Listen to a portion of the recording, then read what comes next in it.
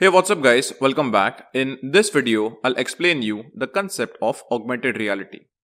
So, according to Wikipedia's definition, augmented reality is a technology that superimposes computer-generated images on a user's view of the real world, thus providing a composite view.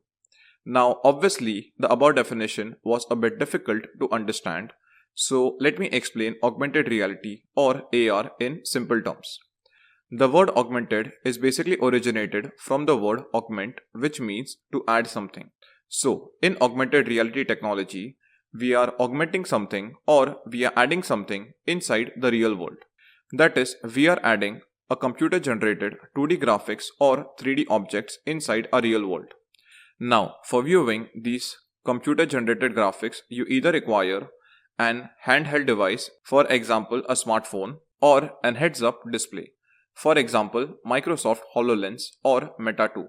Devices like HoloLens put augmented reality objects straight in front of your face. The HoloLens and Meta 2 heads-up display are way too costly when compared with smartphone devices. HoloLens is currently priced at $3,000 and Meta 2 is priced at $1,500. The best example of augmented reality is the Pokemon Go game. In this game, you first have to move to a particular location where the Pokemon is located, and upon reaching that place, you can see a Pokemon image inside your smartphone through the smartphone's camera. For experiencing augmented reality inside your smartphone must contain a camera sensor, GPS sensor, accelerometer sensor, and compass sensor. On top of this, your smartphone should also have significant processing power. That is, it must have good CPU, GPU, RAM, etc. The heads-up devices like HoloLens also consist of all these sensors. So, after explaining you augmented reality in simple terms, next let's look at the different types of augmented reality. So, augmented reality can be classified in 4 types. Marker-based augmented reality, marker-less augmented reality, projection-based augmented reality, and superimposition-based augmented reality.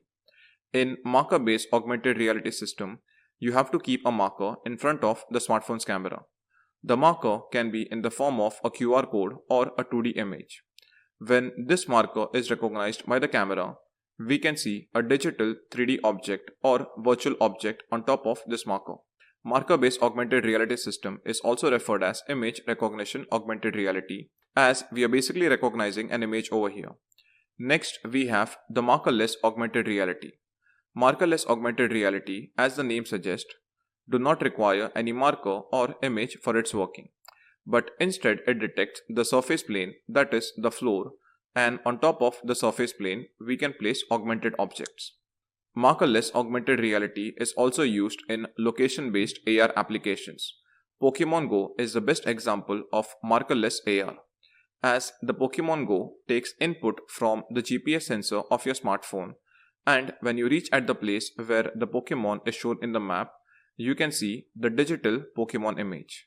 Next, we have the projection-based augmented reality. So, projection-based augmented reality basically requires a small projector, and this projector projects light on any surface. Google Glass is an example of projection-based AR.